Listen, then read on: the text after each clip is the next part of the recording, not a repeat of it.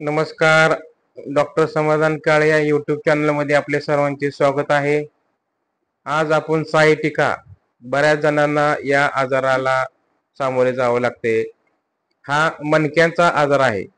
जर कमरेच्या मणक्यामध्ये जर आपल्याला झीज झाली असेल तर त्यामधून जाणाऱ्या ज्या रक्तवाहिन्या आणि मज्जातंतू म्हणजे नर्व जे आहेत त्यावर जर दाब पडला तर शरीराच्या खालील भागात जाणारा रक्तप्रवाह किंवा मज्जातंतू नर्व सप्लाय कमी होतो आणि त्यामुळे अनेक त्रासांना आपल्याला सामोरे जावं लागते.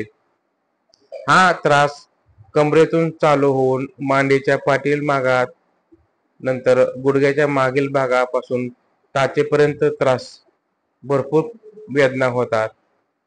तर हा का होतो, याची लक्षणे काय आहेत, कारणे काय आहेत, यावर उपचार काय आहेत, यावर आपण आज चर्चा करणार आहोत.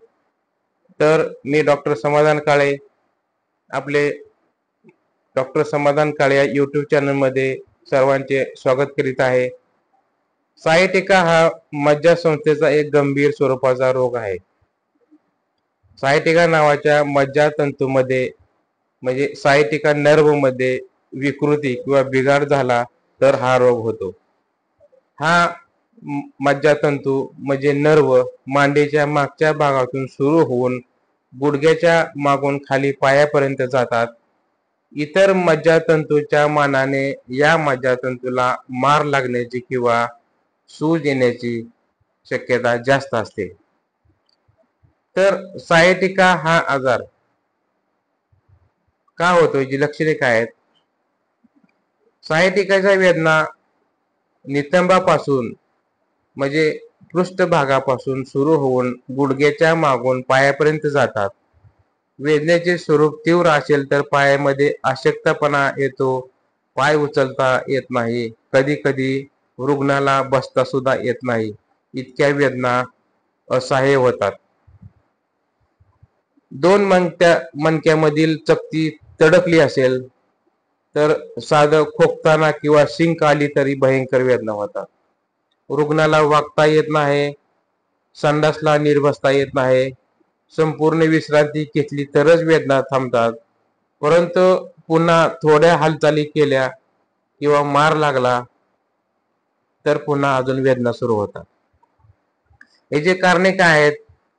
तर पाठीच्या मणक्याला जर मार लागला असेल, सायटिका मज्जातंतूवर दाब पडला असेल तर सायटिकाचा त्रास सुरू होतो.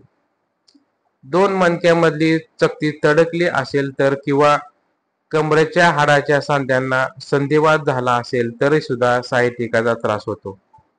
इतर कारणापैकी गरोदरपण, कमरेमध्ये गाठ असणे, कमरेच्या हाडामध्ये व्यंग असणे, अति थंडी किंवा ओलसर या ठिकाणी आपला वावर जास्त असेल, चालताना पळताना सायकलवर टांग मारताना हिसका बसला तरी सुद्धा सायटिका या नर्वला इजा होते आणि हा त्रास आपल्याला जाणवू शकतो.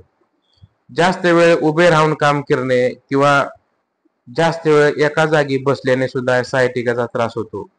परंतु रक्तामधील आणि पेशीमधील अतिरिक्त आम्लता म्हणजे ऍसिडोसिस म्हणजे शरीरामध्ये जास्त विषारी तत्व साठले असेल किंवा आरोग्य आपल्याला बाकीच्या आरोग्याच्या काही तक्रारी असतील, पचनाच्या तक्रारी असतील, तरी सुद्धा आपल्याला सायटिका होण्याचे मुख्य कारण आहे. तर यावर उपचार काय आहेत? तर वेदनाशामक औषधे घेतल्यामुळे तात्पुरत्या वेदना थांबतात, परंतु या औषधाचा दुष्परिणाम हृदय आणि मूत्रपिंडावर होतो. सायटिकाचे दुखणे मात्र तसेच राहते. सायटिकाचे दुखणे पूर्णपणे घालवायचे असेल तर रुग्णाने काही दिवस झोपून राहणे आवश्यक आहे.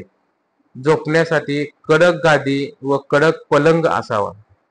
रुग्णाने या काही दिवस कोणत्याही कारणाने उठू बसू नये.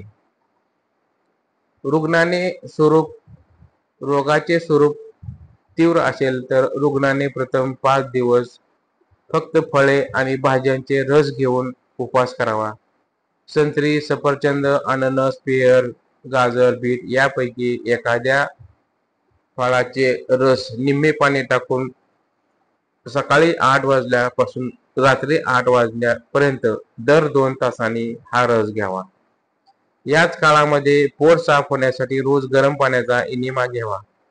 लंघन काळानंतर म्हणजे उपवास झाल्यानंतर 7 दिवस मर्यादित असा आहार घ्यावा. सकाळी नाश्त्यामध्ये संत्री, मोसंबी, अननस, फळे अशी फळे खावी. दुपारच्या जेवणात गाजर, कोबी, काकडी, टोमॅटो यांचे सॅलड, पालक, कोबी, फ्लावर यांच्या रसात भिजवलेल्या भाज्या असाव्यात. जेवणानंतर सुकामेवा, सफरचंद, पेयर, चेरी अशी फळे खावीत. 7 दिवसाच्या मर्यादित आहारानंतर नेहमीचा चौरस आहार आणि पौष्टिक आहार सुरू करावा. यामध्ये आवश्यक ते सर्व जीवनसत्वे आणि खनिजे असतात. आहारामध्ये कोंड्यासकट धान्याच्या पिठाचे पदार्थ, लाल तांदूळ, मोड आलेले कडधान्य, दूध, दही, पनीर हे पदार्थ मुख्यतः असावेत.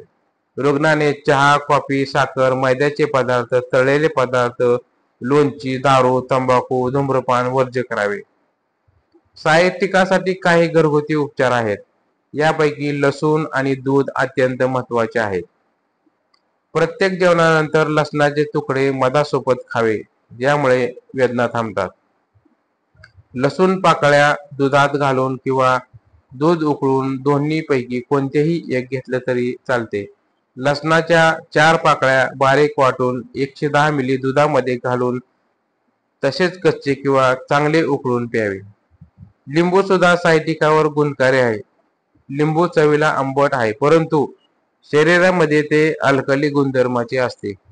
म्हणून संधिवात आणि सायटिका रोगावर लिंबू हे अत्यंत गुणकारी आहे. लिंबाचा रस किंवा लिंबू आहारामध्ये रोज घेतले तरी शरीरामधील पेशीमध्ये युरिक ऍसिड साठत नाही. जायफळ हे एक गुणकारी औषध आहे. जायफळाचे चूर्ण तिळाच्या तेलामध्ये लाल होईपर्यंत परतावे. ते तेल कमरेला आणि पायाला चोळावे.